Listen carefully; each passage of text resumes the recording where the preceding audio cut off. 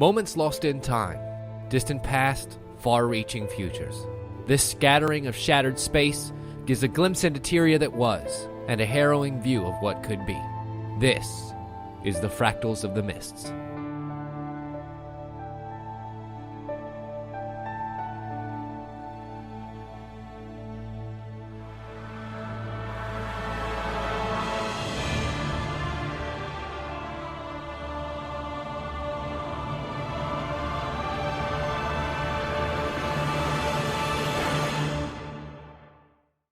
November 16th, 2012. In the midst of the Consortium's expeditions into South Sun Cove, a new dungeon was introduced, called the Fractals of the Mists. Inside you'll meet Dessa, an Asuran scientist who found her lab inside the Mists and is stuck, believing if she left, this lab would too be lost, as it is part of the Mists as well. Entering a dungeon allows you to pick a difficulty level. This difficulty level influences whether the enemies you encounter will use the Agony mechanic, and now starting at level 31, initiates Mistlock instabilities, which will change various components of the fractals, adding effects such as periodic lightning strikes, or having enemies explode when they're killed, or even having the Moss Man stalk you through the other fractals. The dungeon itself is made up of stages of varying difficulty, now arranged in such a way that you'll encounter one of the easier fractals first, and the second and third tiers being harder than the last. Each round ending in a final stage consisting of a boss battle, with 2 more bosses having recently been added in. Finishing a round is your daily bonus chests, boss fight chests, fractal relics, and as you get into higher difficulty, ascendant rings, weapons, and even fractal weapons begin dropping. Each stage you progress through leads straight on to the next, with the final boss teleporting you back to Dessa's lab, where you have the chance to leave, or repair, or sell, or prepare to venture back in. And because the stages are tiered, there are actually a lot of different paths a trip can take, so you would have to venture in multiple times to experience everything. Starting with the Tier 1 fractals, the Aquatic Ruins fractal has you fend off Crate as you free captives, navigating your way in deeper either as a dolphin or in the dark, until you're forced into battle with a giant jellyfish.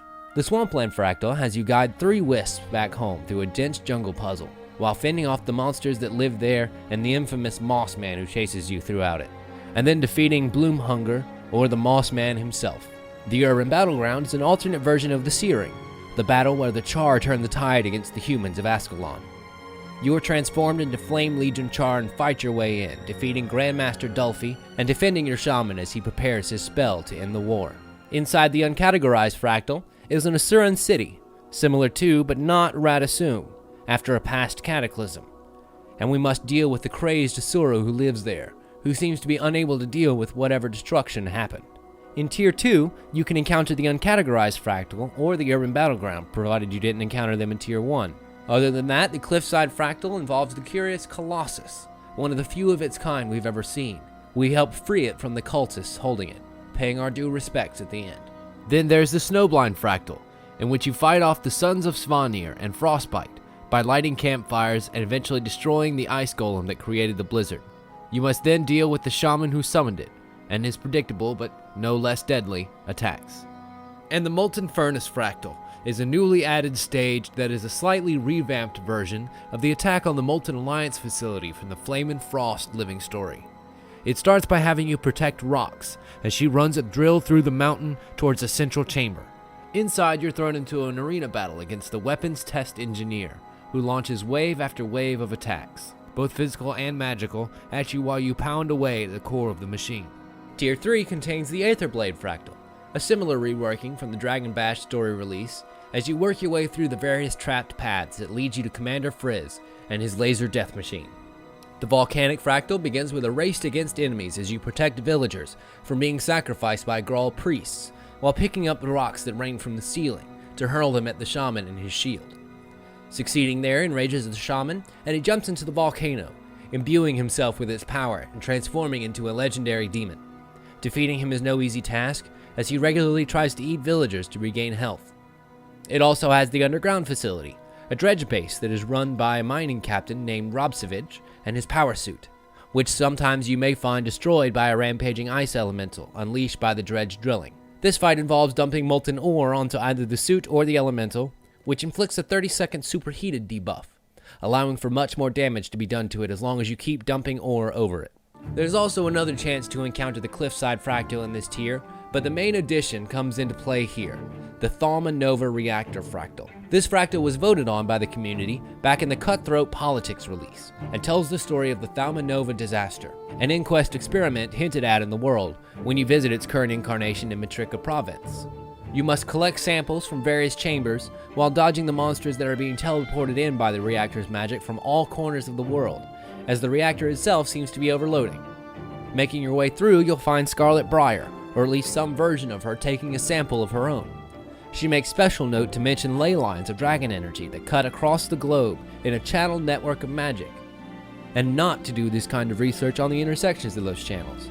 And now, in our present day world, we see these pylons labeled "Do Not Touch." Did she gather some vital intel from the reactor that has to do with these pylons and the crisscrossing network? I'm sure we'll find out when ArenaNet begins wrapping up her story in the coming months. You must then kill the anomaly that was created, being careful of the floor as you do.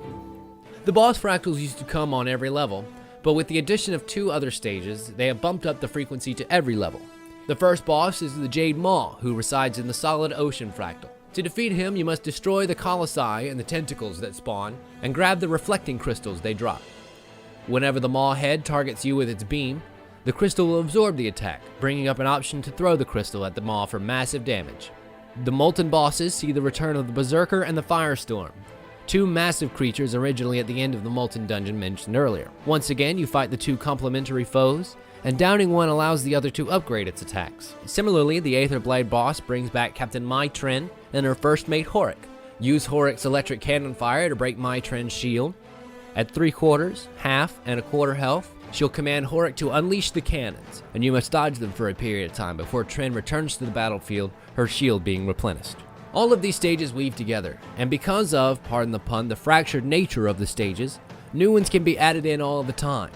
It also introduced account-wide difficulty and reward levels, encouraging players to take alternate characters into runs as well, the catch often being, of course, that in order to survive in levels where ascended weapons and armors drop, the high level of agony resist required can only be obtained by already equipping ascended items. So oftentimes you have to acquire a piece or 2 from other means, or choose a lower level of difficulty and craft +1 infusions to make yourself stronger, which can take time.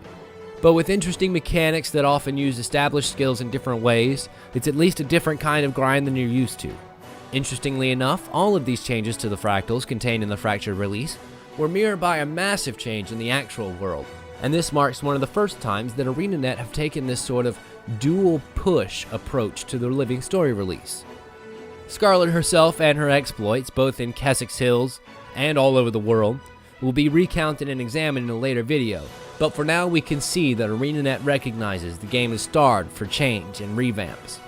The community at large is starved for this story arc to come to an end, and ArenaNet seem to be listening.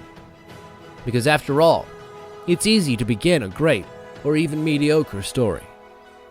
What's hard is knowing how to bring about a good end.